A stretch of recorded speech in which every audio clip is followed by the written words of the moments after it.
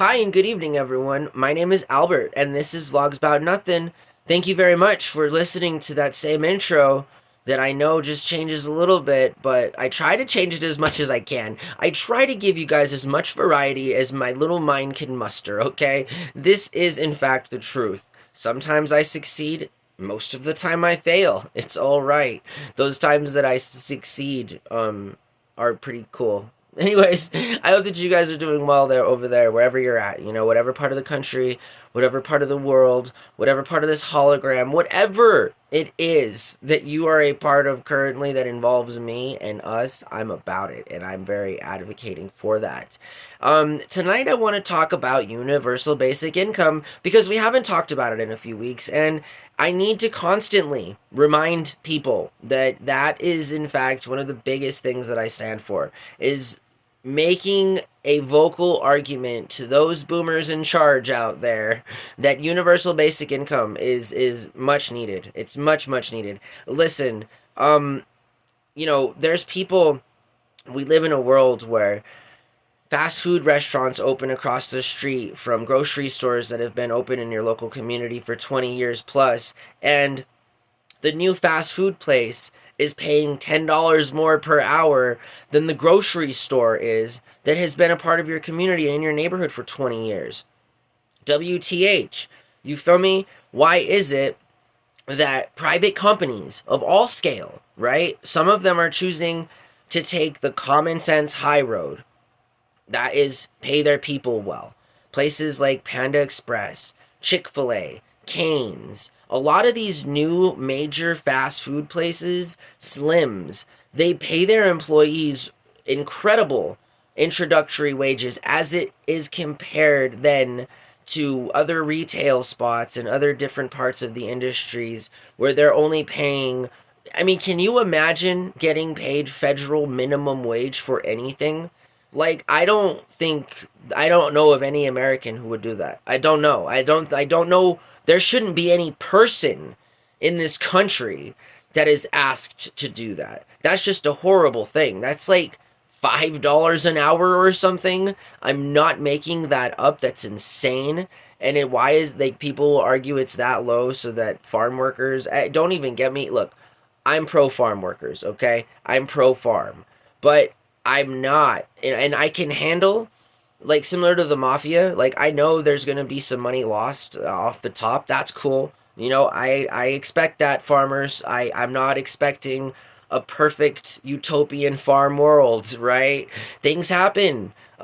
Hectare acres of crops get lost. I mean, I don't know. I'm not the crop police.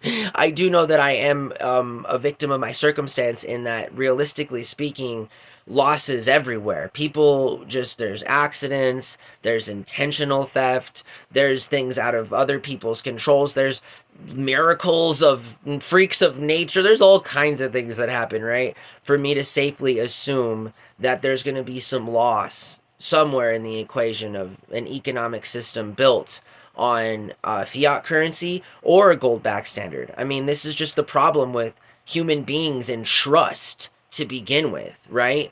I'm sure trust became an issue when, like, cavemen were like, hey, who's going to stay here and watch, the camp while people go out and hunt? Like, trust is something that, again, I'd argue on an evolutionary scale, if what we've been told is true and there were cavemen and all of these things did happen, trust is literally the foundation of everything.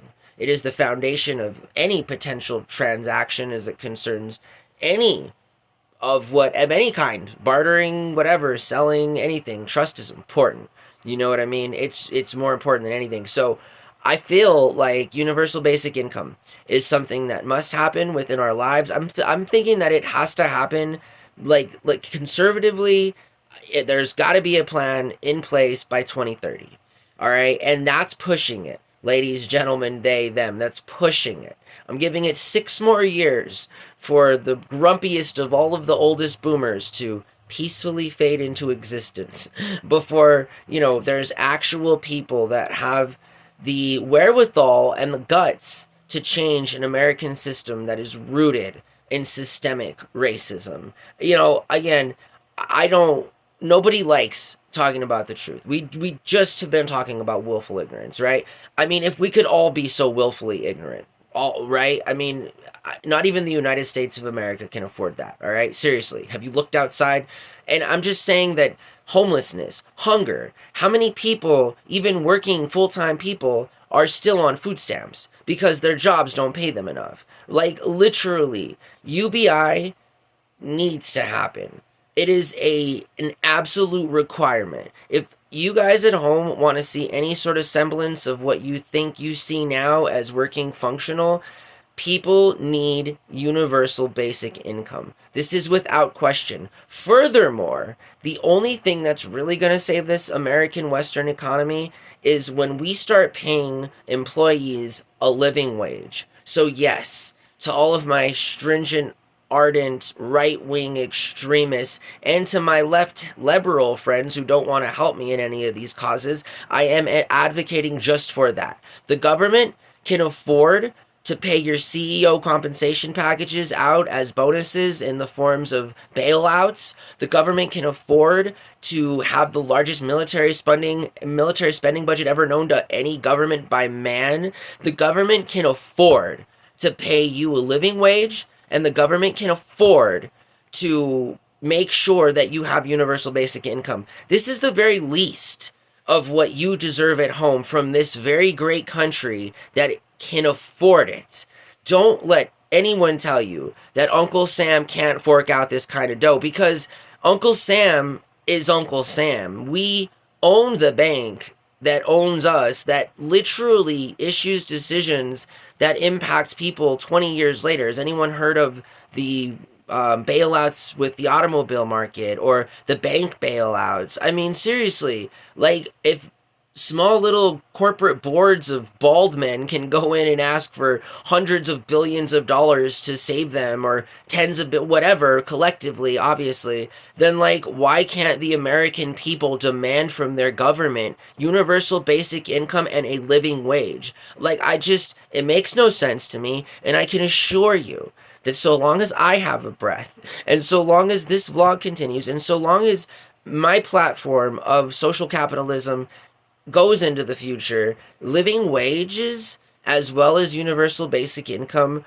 are two of the primary components of how to build a solid foundation moving forward into the future. Not to mention that if you threw in national health care in there, that we would literally be in the most secure, safe, and economic prosperous country in the entire world. And yes, it's going to cost money, just like everything else. But the return on investment in human capital as it concerns our own infrastructure and our own electorate, our own constituents, our own people, that is the kind of investment. It is the only kind of investment that is going to work. A world in which is turning quickly into an AI sentient driven, pilot modeled program, right? So at some point, humans are just going to be here for the ride, and that's fine. That's absolutely fine. We should work in collaboration with sentient AI and the future of whatever robotics might provide in that sort of same linear experience to enhance our experience in life, right? We should not just throw all the work on robotic automated machines.